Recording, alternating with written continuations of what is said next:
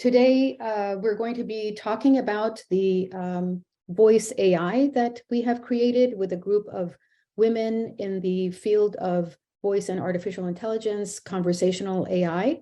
And I'll be walking you through a little bit about the history of it, how it all came together. But first, of course, March marks Women's History Month.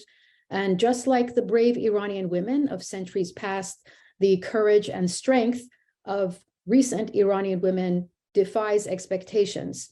And we are making sure that they are heard loud and clear, even via Alexa. So today I'll be talking about what Freedom Speaks is, why now, what's next, and I'll be playing some clips and demos for you as well. So virtual assistants like Alexa and Siri are ubiquitous now. You have heard of them, you probably engage with them. They use natural language processing to respond to voice commands and provide various services, such as playing music, telling you what the weather's like, playing bedtime stories, setting alarms, and controlling smart home devices.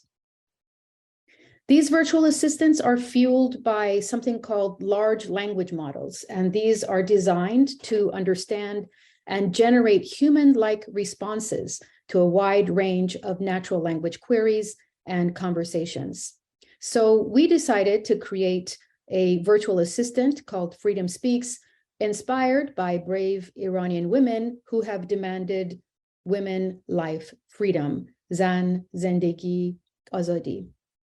We know that Iran has an incredibly rich and prominent history of female thinkers and writers going back centuries, and this generation stands on their shoulders.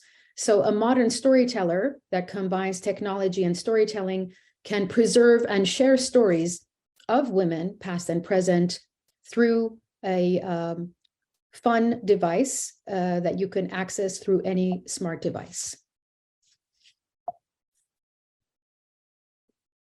So with this particular experience, you actually could go right now to your Alexa device, and all you have to say is, Alexa, play Freedom Speaks.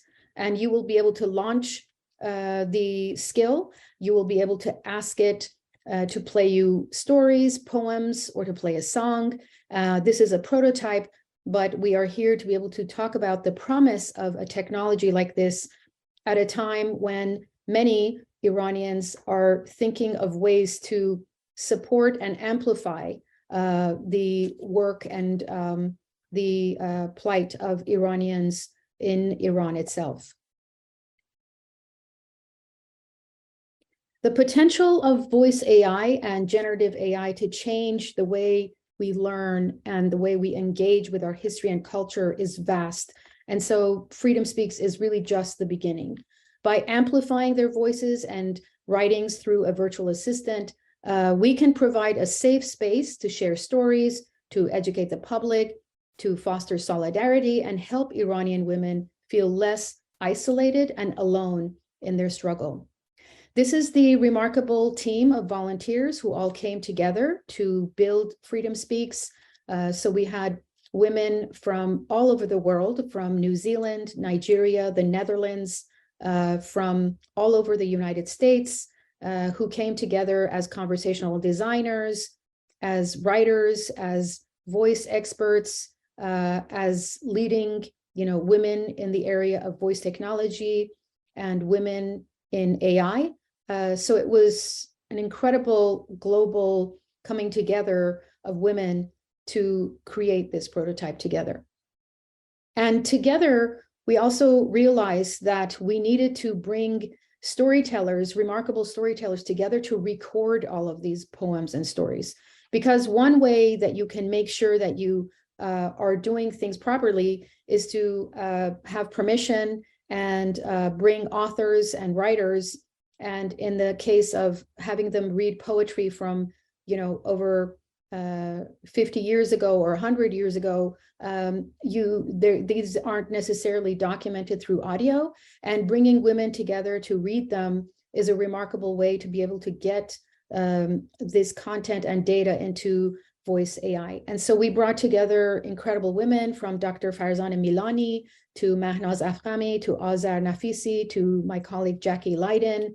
She and I worked together at NPR for many years, to Finis Pagliacci, who donated one of her songs, and two women in Iran, where she actually repurposed one of her songs and called it One Zan. I hope that you will be able to experience that. We also had writer Alice McDermott, and these are some of the experiences that you can hear in the Freedom Speaks experience. Alexa, open Freedom Speaks. I have no fear of storm. The shore is near. Don't you tell me this fearsome sea is my grave. I think of myself and my own gender. If men take no heed of me, so be it. I might look frail, yet in the face of the forceful, my lonesome flesh turns into a mountain of steel. Do not disdain me, man, for when time comes, this short stature of mine will surpass the skies. This is not about fearful whispers in the dark. It's about light and open windows and fresh air. It's about everything useless burning in the fire. It's about a field pregnant with a new crop. This is about a rebirth. It was remarkable as we started to do the research on this project to see how many prolific Iranian women in the past have written stories, poems, lamenting freedom of expression, some of them in secrecy. Some of their poems were only discovered after their passing by their family members, and yet they spoke and they wrote. And now is the opportunity for us to come together and bring this remarkable body of work to new technology. Dick Davis, who is a celebrated author and translator, has written a book that has compiled incredible number of stories and poetry by Iranian women. And so we collaborated with Dick Davis, and we also collaborated with Dr. Farzaneh Milani, who you just heard. She was the translator for the Lioness of Iran, Simin Behbahani. We had actually worked together on a story at NPR years ago when Simin Behbahani appeared on NPR News. So it is an opportunity to be able to showcase the work of and the writings of Iranian women that resonate so much today still and presented in modern ways. Other stories from Freedom Speaks include Maryam Mirzakhani, who was a mathematician. She won the Fields Medal, considered one of the most prestigious awards in mathematics, a professor at Stanford University. Qamar Muluk Vaziri, who was a pioneering Iranian musician and composer, despite facing significant challenges as a female musician in a male-dominated field. She paved the way for future generations of female musicians in Iran. These are the stories that we can capture and make sure that we are preserving them for the next generation. Scholars who are interested in the study of Iranian women's history and culture can now leverage AI technology to create immersive and interactive experiences that bring their research to life and give it new life. AI can serve as a powerful tool to break down barriers, to preserve and promote the knowledge of Iranian women and their contributions in various fields, including science, law, medicine, architecture, environment, politics, and the arts, that many of us in the Iranian American community know that our community has contributed incredibly in the last 44 years to this country, this beautiful country of the United States of America. But before the revolution, there were so many ways that Iranian women were breaking down barriers, who were contributing in the field of law, in the field of architecture, in the field of medicine. And these are the women who cannot be lost to history. Here is a way through AI to bring them back. We started this work through a company that I started called IVOW AI, and we brought together a team of remarkable people, including Key and Robert Molesky, Nikki McClay, Karim Ardalan, Nisa McCoy, and we looked at the opportunities to be able to use voice AI as a way to harness cultural data and be able to even improve cultural data that existed. So we began in 2019 with the invitation of Anusha Ansari and Amir Bani Fatemi. We went to the AI for Good Summit in Geneva, Switzerland. I was the co-chair of the cultural track. We spent a day where we had brought together storytellers from around the world, traditional storytellers from Tonga and Fiji, and paired them with AI scientists who were working in the field of storytelling to be able to understand what the promise of this technology can be in bringing new life to storytelling and preserving the past. Then in 2020, we really dug in to see what kind of stories even exist. Publicly available data sets exist about women, and we were shocked at what we found, that at the time in 2020, many of the data sets that were available only featured women primarily in the arts, women as models, and to be honest, even women in the field of pornography. And it was so demoralizing to see that these publicly available data sets were the ones that were being used when building products. Now, since then, much has improved, but we actually, for a fact, were able to show through our collaboration with Top Coder that more data needs to be created around women in the sciences, in technology, to be able to show the power of women beyond what was currently, in publicly available data sets. And then in 2021, I collaborated with my team with 3 Native American technologists who were from the Navajo, from the Crow tribe of Montana, and from the Eastern Band Cherokee, for a look at how we can use artificial intelligence to share stories from indigenous food traditions. And I'm going to be playing a 2.5-minute clip from that. This project that you're going to be hearing was also featured in the New York Times in last year, actually. Do you have a story from Cherokee tradition? Do you know about the 3 sisters, corn, beans, and squash? Traditionally called Shelu, Tuya, and Keashekwa, they are planted very intentionally to promote sustainable soil fertility. Shelu is first. She allows Tuya to climb toward the sun, Une la noon he, while Keashekwa's giant leaves protect the dirt from drying out and allow the 3 sisters to flourish together. What else would you like to learn about today? Tell me a Cherokee recipe. There is a delicious Cherokee recipe from Mrs. Clifford Hornbuckle for fried corn and beans. It's traditionally called Shelu Ashuyi Tuyu. To make it, you cook corn with beans and pumpkin until they're soft, then add beaten walnuts, hickory nuts, and molasses for sweetness. I bet it's delicious. What else would you like to learn about today? Sina, are you a chatbot? Yes, you can call me a chatbot. I think of myself as a digital storyteller and curator of global cultures.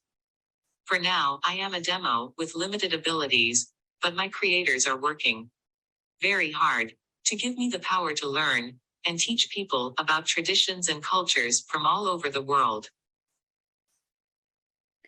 So I was very honored that in September of 2021, I was invited to go to the largest summit of Native American engineers in the United States.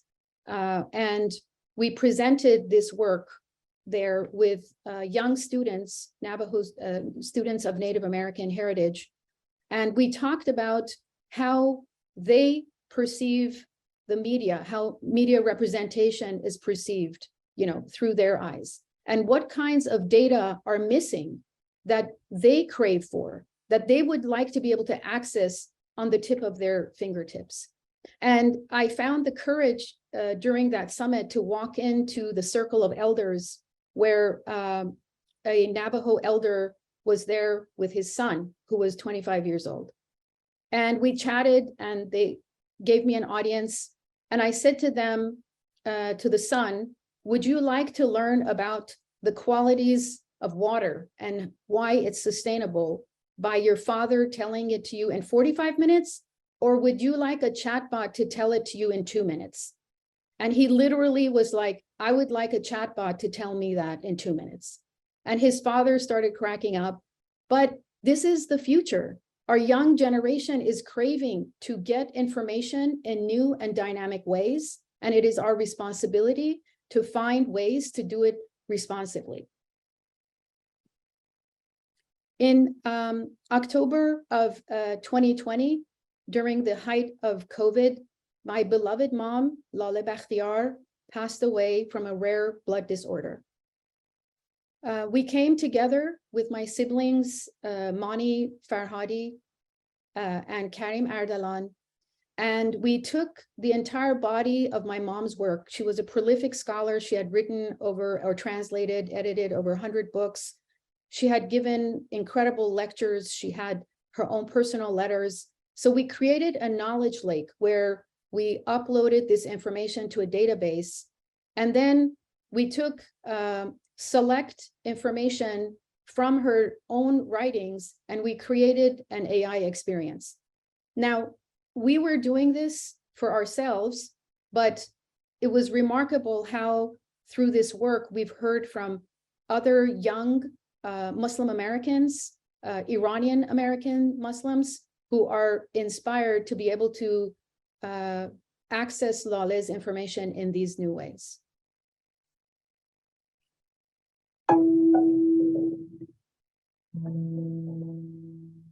Hey, Google, talk to Laleh Knowledge Lake. Salam alaikum. What can I help you with? Tell me a story from your childhood. I spend all my free time either reading or praying. Among my favorite books were Louisa May Alcott's Little Women, where the absence of a father figure reminded me so much of my home growing up. Oh yes, I also loved Wuthering Heights and Jane Eyre. These strong women heroines would fill my mind with dreams and visions. I have so many more stories to share with you about my mother Helen and father Abul Qasim Bakhtiar. I can share my website for more if you like. Tell me more about your research. Certainly, Quranic psychology is the science of the self. Our self consists of body, soul, and spirit. So as we search for the meaning of life, we often ask, what are you? From where have you come? Where will you go? Why were you created? These are questions of profound interest to us now and in the past to those who went before us. What do you think about artificial intelligence? Like a living oral teaching, AI can be used for handing down traditional knowledge. My children are working hard to add some of my writings and books on Islamic psychology and Sufism into this tool. I think that AI is a good way to learn about ancient traditions that can bring more meaning to your lives. Try asking something else. Tell me about your grandchildren. They are the most beautiful and loving humans you'll know. Their names are Saeed, Samira, Rod, Ryan, Aman, Amir, Ryan, and Layla. They are entrepreneurs and actors. They are culinary experts in traditional medicine. They are students, technologists, and digital policymakers. Do you want to see some of our family stories on my website? Yes. I have sent you my website via email. Try asking something else. Thank you, Laleh.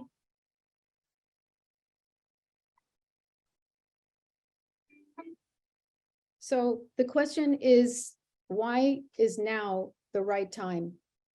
Why is now the right time for us to come together, even during the turmoil of Silicon Valley jobs and economy and people getting laid off and uncertainty.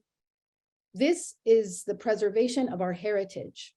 And so it shouldn't have anything to do with the economy. It has to do everything with being inspired by the women and men in our nation, in our homeland of Iran, who are struggling to be heard.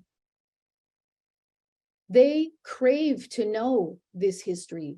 They crave to hear these stories, to understand them, because in so many ways, the stories of our ancestors inspire young people today in Iran to know what life was like, to know how knowledge was sacred, how women were able to express themselves. These are the types of things that should inspire us to come together. In addition, new machine learning models like ChatGPT are developed by a company called OpenAI that will literally change the way we share information and communicate. Generative AI uses deep learning and algorithms and natural language processing techniques to understand and generate human-like responses to various natural language queries and conversations. Now, I'm not naive. I know that these are tools are also very problematic. But when my team and I started looking into this in 2019, there was nothing like ChatGPT, okay? And that's only 2019. So just imagine if we come into the arena with the power and prowess that we have as Iranian Americans to be able to create a tool like this that is responsible, that is deep, that is thoughtful, that allows our generation, my kids, to be able to access information about Persian poetry in the most, in the easiest way and the most dynamic way, in ways that they're used to. So for some reason, I went back in my presentation, but that's okay, because you can review it with me. Okay. So by embracing these cutting edge technologies, we can unlock new dimensions of research and analysis and create more inclusive and diverse narratives. And I am preaching to the choir probably. I hope that there are students from Stanford and other universities on this call who already are working on this and who will say amen. We need to come together, but they don't have access to the knowledge base, right? They need to have people like Dr. Abbas Milani and others to be able to say, okay, what's the corpus of data that we're going to actually feed to this AI that we're going to strengthen? So the other reason is because we're not included. Once again, the Persian language is not included in the major large language models of today. If you want to use Amazon Polly, for instance, to create a voice AI, Persian is not an option. If you want to go to Google Translate and ask it how to say tarof or tadik in Persian, it's not going to give you the option of hitting that listen button. But you could hit that listen button for every other language or many others. You can't do it for Persian. There's so many ways that Persian language and the Persian culture are not included in any of these tools, and yet we dominate Silicon Valley as investors, as venture capitalists, as entrepreneurs, etc. And I'm coming to you as a journalist, by the way, okay? Sometimes when I do this work, people don't know my exact intentions, and my intention is to wake us up. My intention is not to make money. In fact, I think that all of us who volunteered on this project would be thrilled to gift this project to Stanford or X Prize or whoever is willing to put the power behind it to be able to have it grow. So ChatGPT says AI can be used to improve access to information in the Persian language by creating tools such as machine translation, text-to-speech. language processing tools, and what we did, right? Freedom Speaks. But again, that's literally just the beginning. So the other reason is that what's happening in the world today is not just hype, okay? I was just doing some research as I prepared for this presentation, and I was stunned to find that a very well-meaning technologist who actually works for Amazon has created this website, Bolbol Zaban, and he has created it because you basically can go in and put a phrase, and you can click on either matn or share or bait, and it'll tell you a poem. Well, I put Zan Zendegi Azadi, and I was shocked. For those of you who can read Persian, or maybe Dr. Milani can help me. Literally, it says, Dabir Setat Huquq Bashar Qowwe Qazaiye با بیان اینکه در گذشته شاهد این بودیم که کشورهای غربی به ویژه امریکا با سیاست‌های خود و با استفاده ابزاری از زنان در جامعه به دنبال یه انحراف کشاندن زنان بودند. Okay? Dude, that's what the language model spit out. Did you want to correct me, Dr. Milani? No, I don't want to correct you, of course. Your rendition was perfect. But the translation, obviously, is that some member of the Iranian regime has said that, as we have witnessed in the past, Western countries, particularly the United States, have instrumentalized the use of women in Iranian society, and they are out to divert this from its purpose.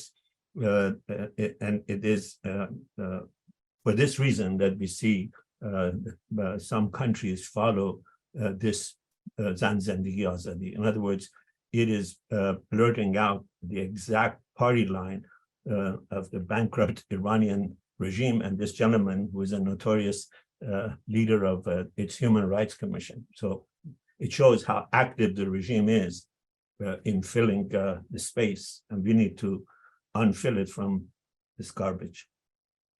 Yeah, I was really shocked because, again, this was supposed to be a creative little project, Bolbol Zaban. Hey, let's put in and get some poems, and I decided to test it, and that's why, as you said, we have work to do. And this is more recent. A gentleman on LinkedIn is sharing that he just finished recreating GPT, and as a joke, he trained it on a tiny portion of Ferdowsi's Shahnameh. The results were quite surprising. Not only did the model learn the structural concepts of the poem, the rhymes, the bars, the syllables, but it surprisingly learned how to generate new poems, which, by the way, this is a function of AI, okay? That it can regenerate or poetry that's inspired by data. So that's nothing that we should be alarmed about. But what we should be alarmed about is that people say that they did it as a joke, okay? We need to own Ferdowsi's Shahnameh, and it needs to belong in a valuable large language model Persian endeavor, along with Saadi and Hafez. And we also need to be able to put other references, because the beauty of AI is that it forms relations for you. So, for example, if we had an amazing large language model right now that was Persian, I would say, I would say, what did Ralph Waldo Emerson say about Persian poets? And the answer should be that Ralph Waldo Emerson loved Persian poets. And in fact, he nicknamed Hafez the prince. He had a nickname for all of the Persian poets. What does this do? This shows that there was a time when Persian culture was revered by the most innovative and cutting-edge American poets of the time, that Omar Khayyam was played across many of the states in the United States in the 1900s as songs, as inspirations.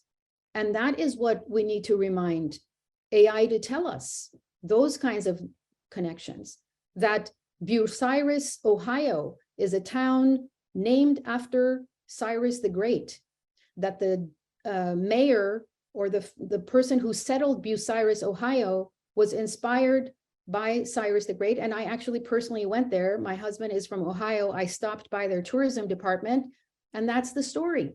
Okay.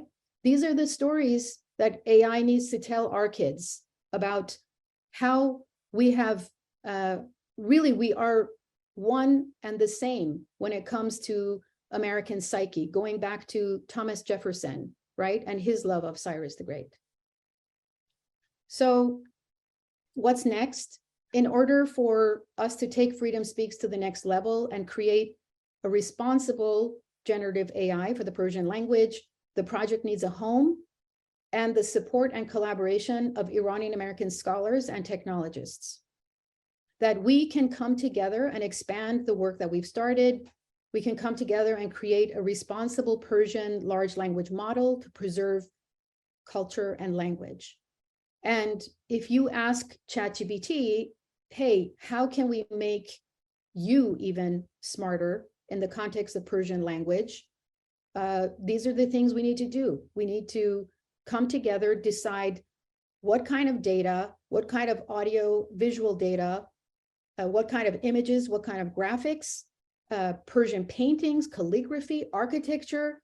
A shout out to my dad, architect Davar Ardalan, my sister Mani Farhadi, and my brother Karim Ardalan, who has helped me every step of the way. This is what we need to do. It's laid out for us. Hello, this is Mariam Rezapour. I'm a product lead with Amazon Alexa AI. Us Iranians feel the urge to take one step forward for Iran, for women, life, freedom. Freedom Speaks is a great example of it, a practical way to bring Iranian culture, language, events, and its richness into lives of many through Alexa. And its future is bright with all the recent advancement in language models. Of course, most language models, top of the list, the ones we know, are optimized for English. Large-scale Farsi language datasets are difficult to compile.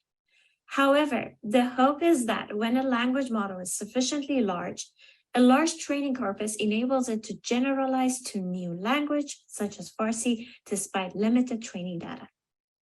Together, we can turn our collective grief and anger into action. Thank you.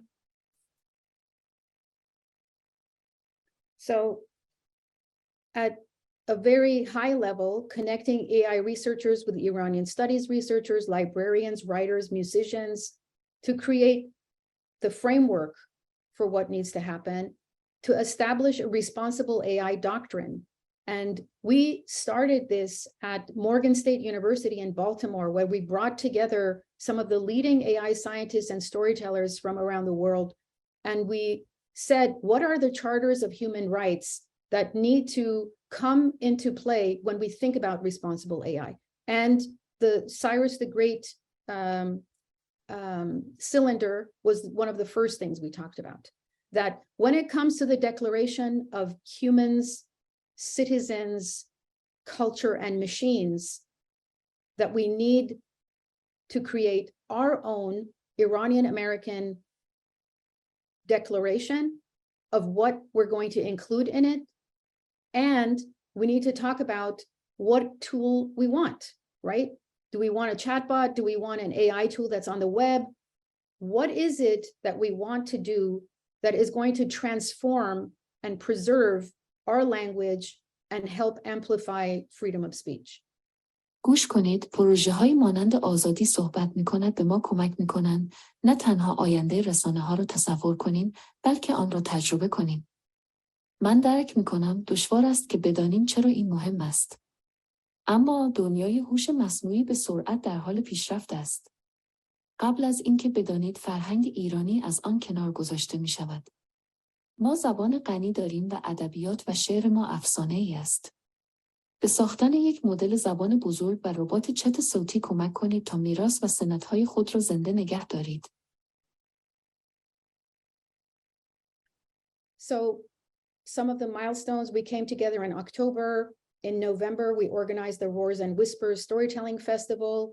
We talked about our mission, our vision, data governance.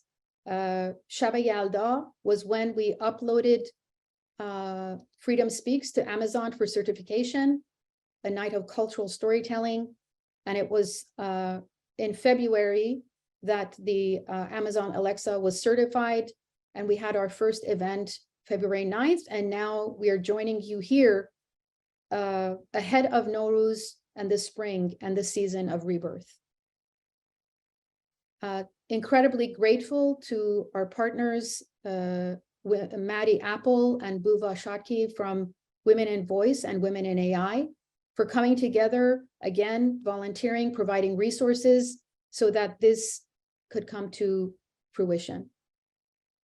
And I'm happy to take some of your questions, and this is how you can reach me if you would like to get more information about the project.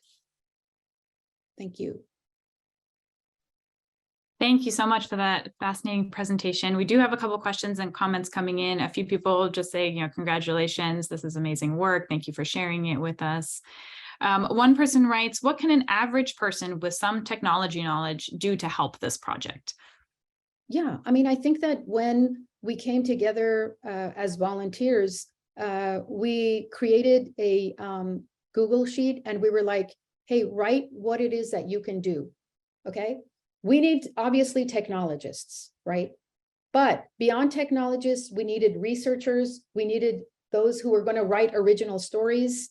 We needed people who were going to contact, advisors or community leaders to get them on board. So I think that there's plenty that can be done. But to be honest, for this to work, we need technologists, okay? We need Maryam Rezapour of Amazon AI, who was beautiful on her vacation, made that video for me to present to you because she knew how important it was. We need conversational designers, and we need voice AI experts. And by the way, the platform does not need to be Amazon Alexa. We just did it to be able to do a proof of concept, but it could be through a WhatsApp, right? It could be through another application that is more available even in Iran.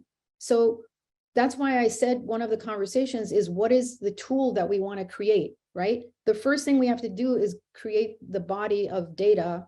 But then after that, what tool do we want to apply to it? And anyone can contribute, but the high priority has to be AI scientists and natural language processing linguists, Persian speaking AI experts, and scholars, those two together. I think that answers my next question. A viewer asks, how and who would edit and be responsible for the content? Yeah, I mean, I think that I'm fortunate to have had a career that spanned 22 years at NPR News, where we would go and have editorial meetings every day when I ran Morning Edition Live. And you have to make choices. You're coming together because you trust your team. You trust that you've brought together a diverse and inclusive team that you can rely on. And at certain point, certain decisions need to be made. And that's something that you would agree on from the beginning, that we are going to come together and really look at it as an editorial opportunity, right?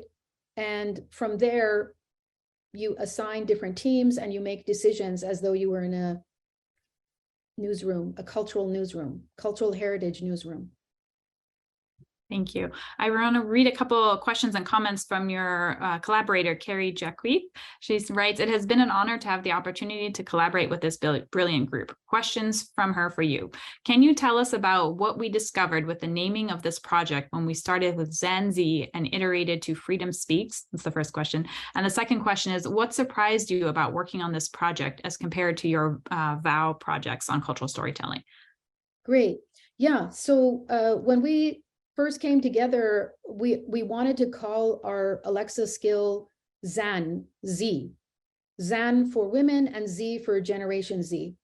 And at the time, we weren't familiar enough with the rules and regulations of Amazon Alexa certification.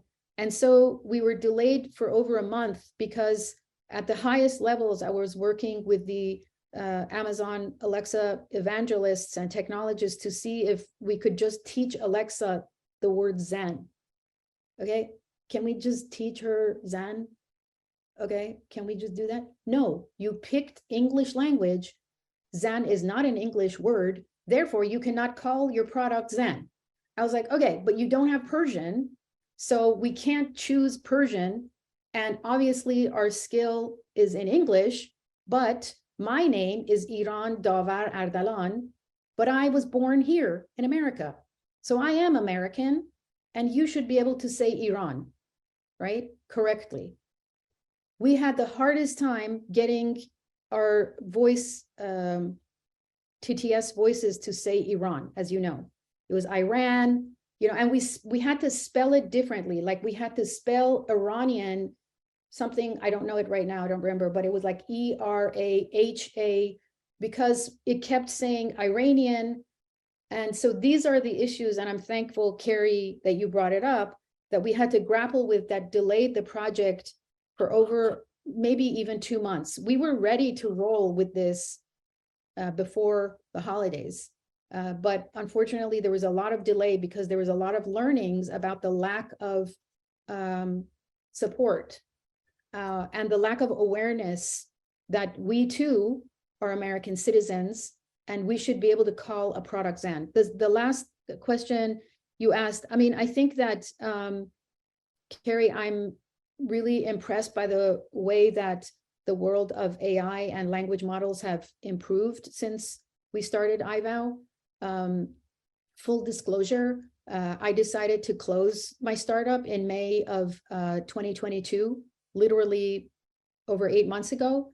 And the reason why was because every door I knocked on, they told me that I should probably be a nonprofit and that there was no room for giving me any kind of funding as a startup. And so even though we did a lot of inspirational work and have been mentioned in various research documents, you know, throughout cultural AI, we weren't able to make a dent with investors, even in our own community. Thank you. I'm going to combine a few questions that are similar. Some viewers ask, can AI help detect regime propaganda and differentiate from genuine, albeit diverse content? Can projects like this be co-opted or manipulated? Basically, what are the risks? And I know we're just beginning to see some of these conversations around ChatGPT, but if you could share some thoughts on that. Sure. I think that we have to be able to be transparent as we build this product. And what I mean is that any response that this chatbot gives has to be able to refer to the source of where the information came from, and has to be able to be transparent about how it's still growing and learning, and that it's probably going to take 5 years for this to be complete. Now, that doesn't answer directly the question of how do you make sure that it doesn't get hijacked. I think that some of that is going to happen similar to, for example, last year, my Twitter account got hacked before Elon Musk took it over. My Twitter account got hacked, and they put the picture of Zelensky as my profile picture. And it was hacked to the point where I couldn't even get my account back. Twitter told me that you have to just start a new one. My point is that that comes with the territory, okay? That comes with the territory, and you have to make that part of the architecture of how you build this, number one. Number two, you have to be transparent about when you're giving it information, where the source came from, and transparent about how this knowledge base is young and growing. Thank you. We have a few people asking how they can contact you. If you wouldn't mind putting up your contact slide again, they're volunteering their help with this project, and maybe they can reach out to you directly. And then I'll read another question or comment from a viewer who has a concern about the security side on the technology side. They write, could you speak a little bit about the fears of working with Amazon specifically, who is notorious for being a major player in assisting the United States mass surveillance system by selling user and immigrant data to ICE? Essentially, what are the risks of working with platforms like Amazon? I know you said it doesn't need to be Alexa specifically, but what are some of those risks you have encountered? Well, I think, again, we're only presenting this as a prototype, but I think that we should be able to look in to our own community for these questions because we happen to be the best at this. And again, there are other platforms like Signal, for example, that has a lot more anonymity and a lot more security around usage. So I think that that's like a list that we can come up with. And that's why I said it doesn't have to be Amazon.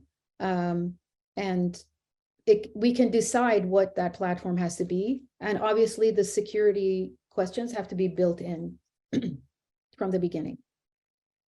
Thank you. Is there another model that uses a language other than English that you would aspire for this project to emulate if Persian was possible? Has this been done in other languages successfully? Yes, brilliant question. There's a project called Bloom, Bloom, and you should look at that. Bloom is created by a team, various teams in Europe, and that is the model. That's the model that we should look at. I believe they are now in 45 languages, and I believe that they're very transparent about the number of data that they fed their model, and they're also transparent about their process. So amazing question. If I can quickly look it up, I can put the link and send it to you to share with the team. And I might do that while you ask me the next question. I'm going to look for that. Sure, no problem.